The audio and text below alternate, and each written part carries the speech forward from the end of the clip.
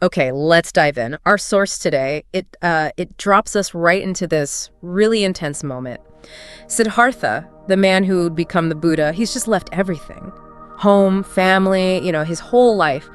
And the reaction, wow, it's described as huge. Huge is right. I mean, Yeah. we're talking about his horse Kanthaka apparently dying from grief. Exactly. And the city, Kapilavastu, feeling like its soul had just walked out. It really paints a picture, doesn't it? It does. And what's striking is just how intense that collective feeling was. The source even says this loss felt deeper than the pain of war. Just think about that for a second. Wow. It immediately tells you how important Siddhartha was, or at least how important people thought he was, the hopes they had placed on him. Right. It wasn't just some prince leaving. It felt like something essential was gone. So in this deep dive, we're looking at Siddhartha's first steps on that search for understanding, the renunciation itself and how everyone reacted. We're mainly using a transcript from a YouTube video, a TV serial depicting this time. And for you, the learner, this gives you a real window into, well, the motivations of this huge historical figure, right? And the emotions involved, the impact on his community, those very first steps on his path.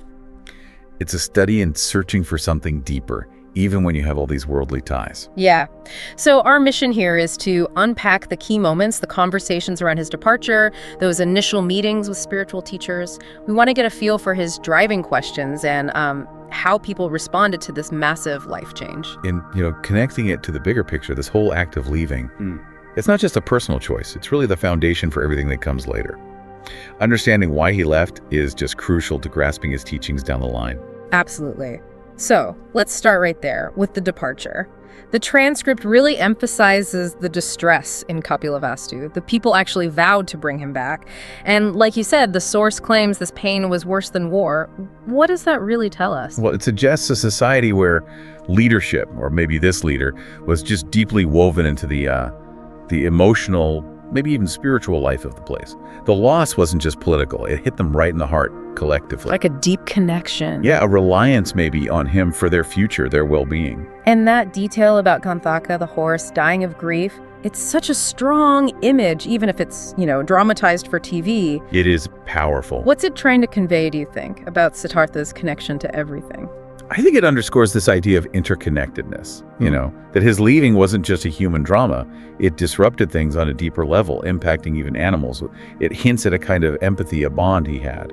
Okay, so let's shift to his motivations. When he meets that first spiritual teacher, he's very direct. He says he wants inner knowledge, freedom from suffering.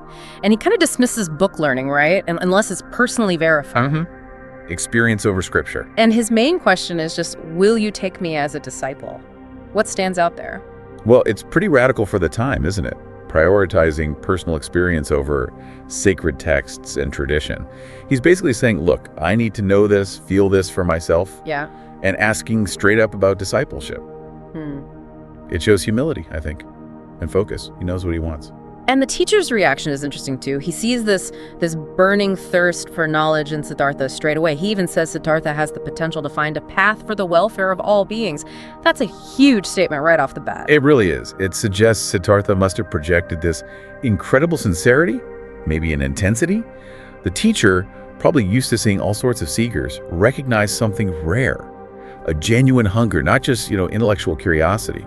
So then Siddhartha moves on, seeks out a second teacher called Guru Dev in the source. And this teacher doesn't just say yes immediately. He observes him first, looks for specific qualities. Right. Daya, which is compassion, Saralta, simplicity, and a firm resolve. It's like a test period. Why those qualities specifically, do you think? Why are they seen as so key for spiritual growth? Well, they really form the bedrock, don't they? Compassion connects you to others' suffering. Simplicity helps you let go of distractions, material things, and resolve. Well, you need that perseverance. This path isn't easy. You need the heart and the grit. Exactly. Both. Okay, and here's where it gets really fascinating, I think. The transcript draws this sharp contrast. Yeah. Siddhartha gets accepted pretty quickly, but another seeker, who apparently boasted about how much scripture he knew, had to wait a whole month. Right, and the analogy they use is brilliant. The salt in water versus sand in water. Yeah, the salt dissolves, becomes part of the water.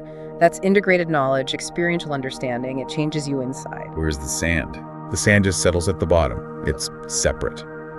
Superficial knowledge, you can scoop it out, it hasn't really changed the water. So the teacher clearly valued that deep, lived understanding way more than just knowing a lot of facts. Absolutely. Experience trumped intellect. And the teacher makes this distinction. Sankhya yoga versus Samkhya darshan. Yoga being the direct experience of liberation, darshan being more the intellectual understanding, the philosophy about it. And Siddhartha is all in on the yoga part, the experience. Why is that distinction so important for his quest? It just reinforces his whole approach, doesn't it? He's not after theories. He wants the real deal, liberation itself. The understanding might be useful, maybe a map, but he wants to actually reach the destination, not just study the map. Do the work. Do the work, exactly. The source also mentions breath control in Samkhya Yoga. Ida Nadi, Pingala Nadi, Sushumna, these channels, as a way to control the mind, desires. Yeah, that sounds like an early form of practices we see later. How significant is breath here? Breath is often seen as this bridge, between the physical body and the mind. So by controlling the breath, using these concepts of energy channels or nadis, the idea is you can calm the mind's chatter, gain some mastery over thoughts, emotions, the things that drive desire and suffering. It's foundational for finding that inner stillness. Okay, let's circle back to Kapilavastu for a moment. The reactions there, Siddhartha's wife, Yashodhara, obviously she's in immense pain. Her father, her brother, they have strong reactions too. Understandably. But Yashodhara shows this incredible strength, refusing to leave Kapilavastu unless Siddhartha says so. She stays committed to his family. It's quite something. It really highlights the position of women, the complexities. Even in her own grief, her duty, her allegiance seems to be with her husband's family, the social structure. It speaks to her character, but also the norms of the time. Definitely. A sense of duty, maybe acceptance of her role, even when it's incredibly painful. And the king, Suddhodana, Siddhartha's father, he's also deeply grieved. At first, he's hesitant to just drag his son back by force, maybe sensing how deep this struggle is for Siddhartha. Yeah, there seems to be some awareness there. But eventually, the father in him wins out, or maybe the kingly duty, and he sends a search party. It's a real conflict for him. It shows his humanity, I think. He's not just a ruler worried about succession. He's a dad struggling with his son's deep unhappiness, even if he can't fully grasp it. Right. His reluctance to use force at first. It suggests maybe a sliver of understanding that this isn't just teenage rebellion or something, it's serious. And not everyone in the community saw it the same way either. Some thought he was just abandoning his duty, being foolish. Others seemed to get the spiritual depth of it, warning against forcing him back too soon. That diversity is interesting. It suggests it wasn't just a rigid society. While tradition and duty were strong, there might have been room for acknowledging a spiritual path, even a radical one. Maybe some underlying curiosity about these things. So, as Siddhartha continues his practice with the second teacher, the teacher notices his intensity, forsaking comfort from meditation. Total dedication. And that other seeker, the one who had to wait, he's envious, recognizing Siddhartha's taiga, that profound renunciation. How important is that perception? It shows that Siddhartha's commitment was obvious, right? Tangible, giving up that royal life for austerity. It wasn't just for show. It signaled how serious he was. It wasn't just an act. No, it was seen as this fundamental shift in who he was. Yeah. And that in the teacher's eyes, maybe helped him progress faster. Then you have people encountering him later as a simple beggar, a mendicant. Yeah. And they're filled with awe, respect, knowing his background. There are even mentions of prophecies him becoming a Yuga Purush, a great guide for humanity. Yeah, that adds another layer. It suggests that even early on, people sensed something bigger was happening. These prophecies kind of elevate his personal search into something potentially world-changing. Right. And it also speaks to the power of humility, doesn't it? Earning respect not through status, but by giving it up for something higher. There's also that striking incident where his alms bowl gets spilled. Food offered to him is lost, but he stays completely focused on his meditation, prioritizing it over food. Incredible focus. And yet he's also concerned about not inconveniencing the people who offered the food. What does that tell us? Well, the focus shows the detachment he was cultivating. Meditation over basic needs like hunger. That's intense.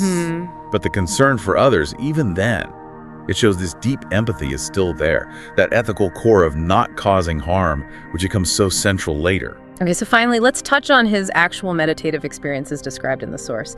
He talks about feeling like he's fluting, losing track of time, experiencing a void.